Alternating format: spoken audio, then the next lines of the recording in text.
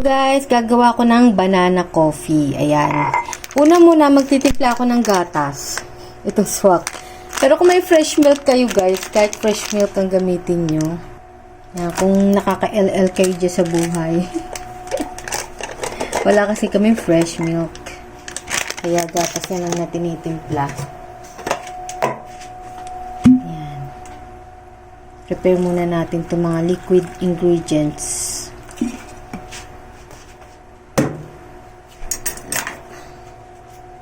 Haluin lang natin.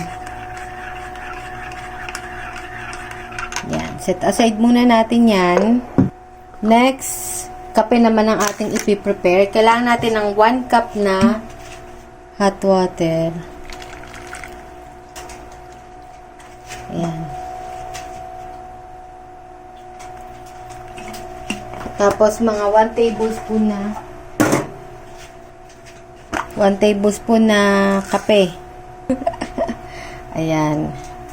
Kahit wag nang lagyan guys to ng asukal kasi matamis na yung saging eh. Ayan. Set aside muna natin yan. Ayan. Tapos kailangan natin ng saging. Ayan. Kasi nahinog na to. Nahinog na siya. Kung maliit guys yung saging nyo, dalawahin yung saging. Ito kasi malaki. Hiwain lang natin. Tapos kailangan natin ng blender.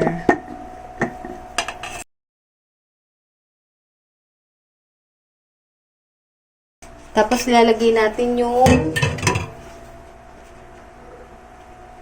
1 cup na gatas kanina.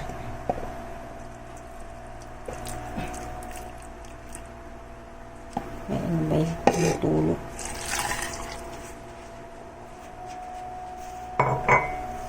Lagay din pala tayo guys ng cinnamon powder. Ayan, cinnamon. Unti lang. Tansyahin nyo na.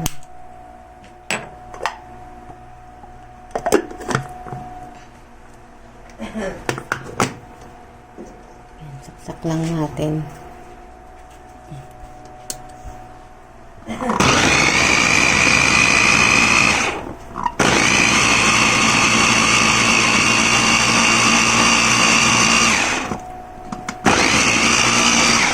Yan. Tapos tikman natin kung matabang. Kasi maglalagay tayo ng yelo. Baka tumaba. Kaya mag-add tayo ng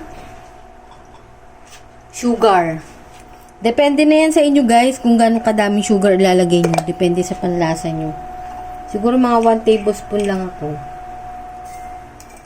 Ano kasi ito eh. Maliit na kutsara lang ito eh.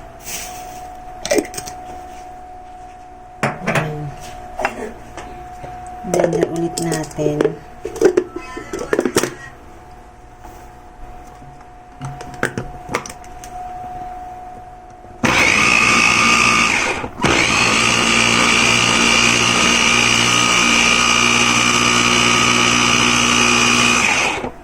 Yan, kailangan natin ng baso. Saka syempre yelo. Pinuno ko yan guys ang yelo. Tapos ibubuhos na natin yung milk saka yung banana mixture. Yan.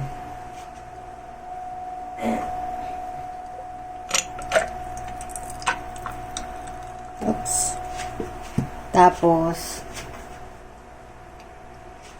lalagay din tayo ng coffee sa ibabaw.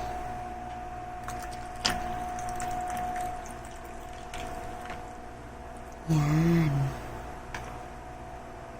Yan. So, ayan na guys, ang itsura niya. Yan. Mix lang natin siya guys. Dapat pala may straw ko. Straw, dapat straw. Straw. Yan. Mix lang natin siya guys.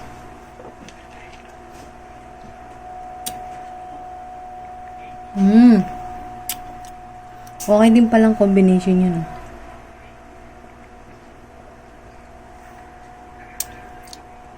Pwede rin nyo siyang guys lagyan ng onting oats kung gusto nyo.